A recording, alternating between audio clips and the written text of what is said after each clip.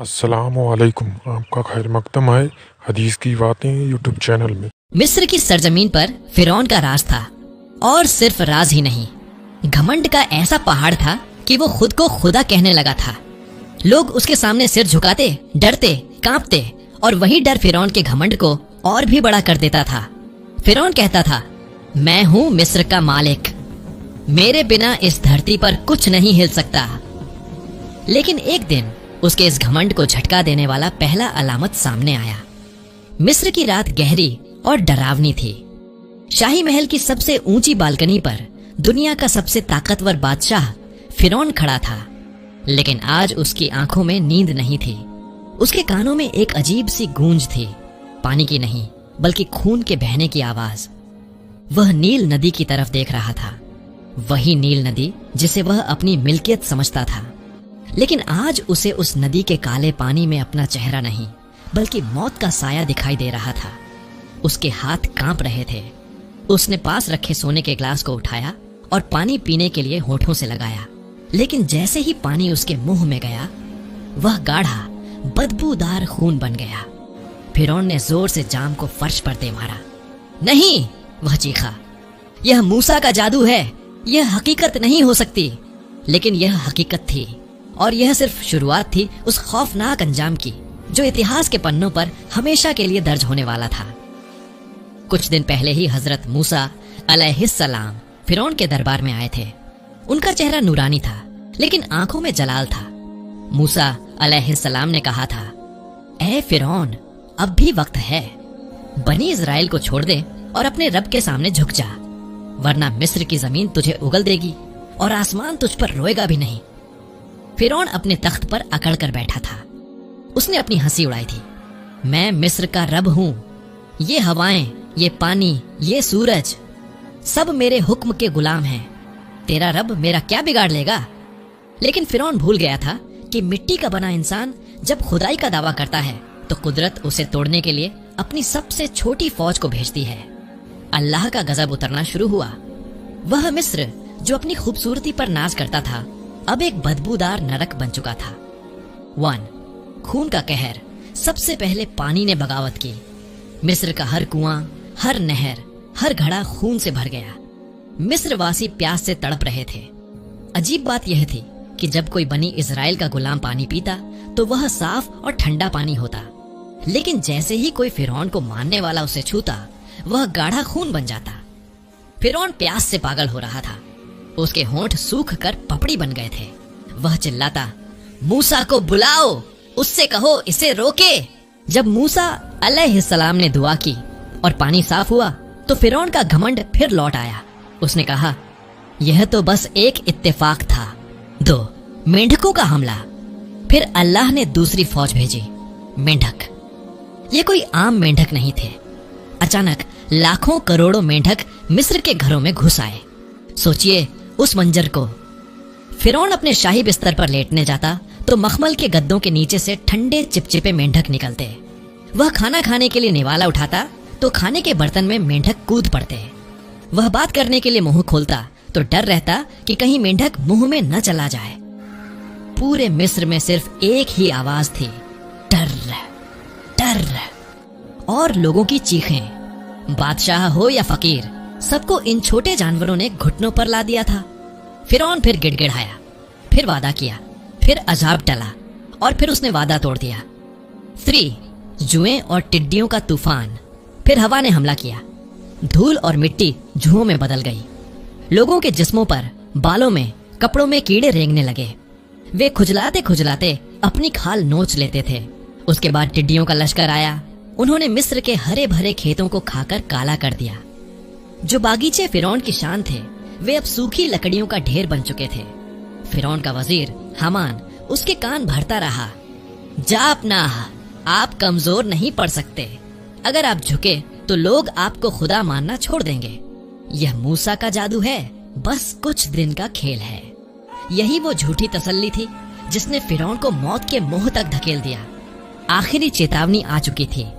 अल्लाह ने हजरत मूसा अलैहिस्सलाम को हुक्म दिया, आज रात अपने लोगों बनी इजराइल को लेकर चुपके से निकल जाओ।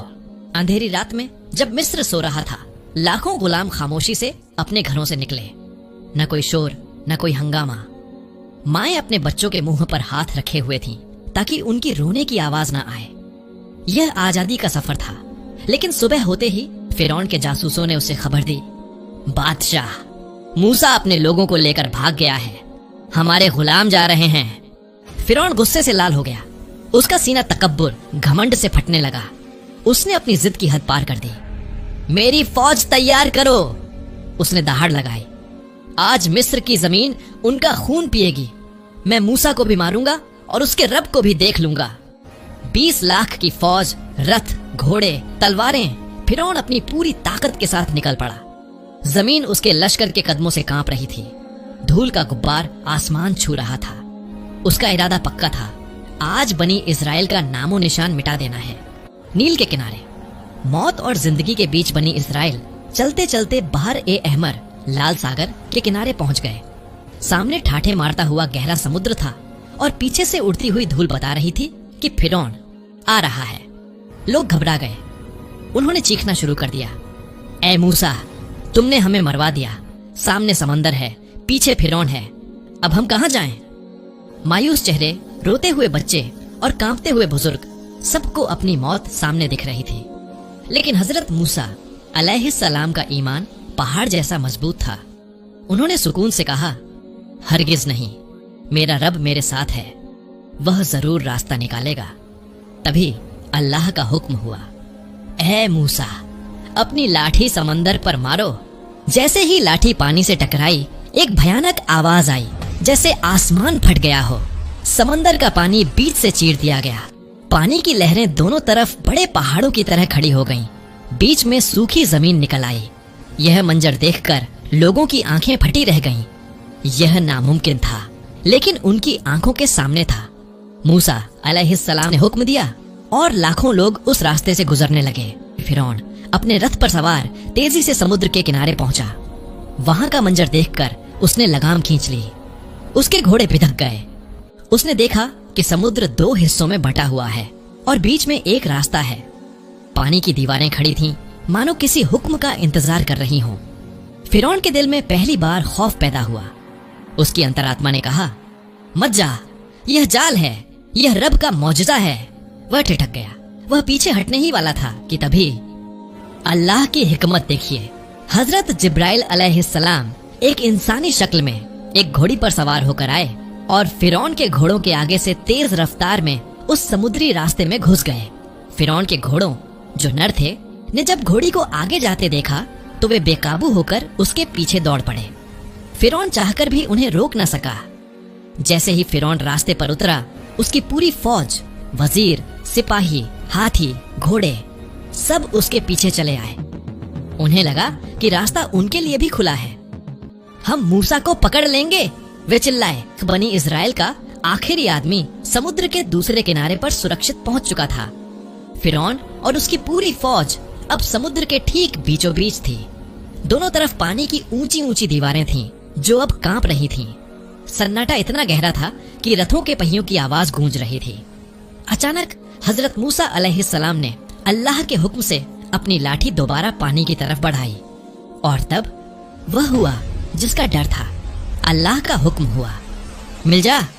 पानी की दीवारें जो रुकी हुई थीं, भयानक शोर के साथ एक दूसरे पर गिर पड़ी। हजारों टन पानी एक झटके में फौज के ऊपर आ गिरा। बचाओ की चीखें पानी के शोर में दब गईं।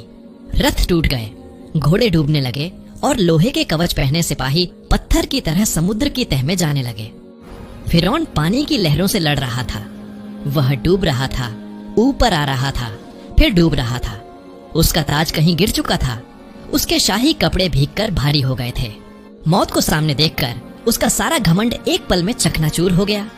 जब पानी उसके गले तक आ गया और सांस रुकने लगी तो उसने वही चीख लगाई जो उसे बहुत पहले लगानी चाहिए थी। उसने चिल्लाकर कहा, मैं ईमान लाया कि कोई माबूद नहीं सिवाय उसके जिस पर बनी इजराइल ईमान लाए, और मैं मुसलमान होता हूँ। लेकिन बहुत देर हो चुकी थी। तौबा का दरवाजा बंद हो चुका था। अल्लाह की तरफ से जवाब आया जिसका मफहूम है, अब ईमान लाता है, जबकि इससे पहले तूने नाफरमानी की और फसाद मचाता रहा। कहा जाता है कि उस वक्त हजरत जिब्राइल अलैहिस्सलाम ने समंदर की काली मिट्टी कीचड़ उठाई और फिरौन के मुंह में ठूंस दी, ताकि वह रहमत की कोई और बात न कह सके, क्योंकि अब फैसले का वक्त था, रहमत का नहीं। फिरौन कहता था, मैं हूं मिस्र का मालिक, मेरे बिना इस धरती पर कुछ नहीं हिल सकता। फिरौन मर गया, लहरें शांत हो गईं, लेकिन कहानी यहाँ खत्म नहीं होती। यहीं पर वह ट्विस्ट है जो आज भी वैज्ञानिकों और दुनिया वालों को हैरान करता है। आमतौर पर जब कोई समुद्र में डूबता है तो उसका जिस्म मछलियां खा जाती हैं, या वह गलकर खत्म हो जाता है, या फिर वह गहरे पानी में हमेशा के लिए खो जाता है। लेकिन अल्लाह ने फिरौन के लिए एक अजीब और अनोखी सज़ा चुनी। अल्लाह ने कुरान में फरमाया, आज हम तेरे बदन बॉडी को बचा लेंगे ताकि तू अपने बाद आने वालों के लिए एक निशानी बना रहे। समुद्र की लहरों ने फिरौन की लाश को निगला नहीं, बल्कि उसे उगल दिया। उसकी लाश पानी के ऊपर तैरती हुई किनारे पर आ लगी। यह वही जगह थी जहां बनी इजराइल खड़े थे। उन्होंने अपनी आंखों से देखा कि वो शख्स जो खुद को रब कहता था, आज एक बेजान सूजी हुई लाश बनकर रेत पर पड़ा है। न कोई सिपाही उसे उठाने वाला था, न कोई नौकर। असली ट्विस्ट यह है, हजारों साल गुजर गए, मिस्र की सभ्यताएं खत्म हो गईं, लेकिन उस फिरौन जिसका नाम रामसेस द्वितीय या मरनबताह माना जाता है की लाश आज भी मौजूद है। अल्लाह ने उसे मिट्टी में मिलने नहीं दिया, उसे मम्मी बनाकर महफूज रखा गया। आज वही फिरौन जो कहता था मैं सबसे बड़ा हूँ, मिस्र के एक म्यूजियम में कांच के एक बक्से ग्लास बॉक्स के अंदर पड़ा है। हजारों साल से लोग आ रहे हैं, उसे देख रहे हैं। वह न मरकर मिट्टी हुआ, न जिंदा रहा। वह इबरत का पुतला बन गया। उसका चेहरा आज भी उस खौफ और दर्द को बयां करता है जो उसने डूबते वक्त महसूस किया था। उसका जिस्म गवाही दे रहा है कि ताकत सिर्फ अल्लाह की है और घमंड का अंजाम हमेशा जिल्लत है। इस कहानी का अंत किसी परियों की कहानी जैसा सुखद नहीं, बल्कि एक भारी खामोशी वाला है। जब पर्यटक टूरिस्ट्स उस मम्मी को देखने जाते हैं तो शायद वे सिर्फ एक पुरानी लाश देखते हैं, लेकिन हकीकत की नजर से देखो तो वह लाश चीख चीख कर कह रही है, मैं भी महलों में रहता था, मेरे पास भी फौजी ताकत थी, मैं समझता था मैं कभी नहीं मरूंगा, लेकिन आज मैं यहाँ हूँ, बेबस, लाचार और तमाशा बना हुआ।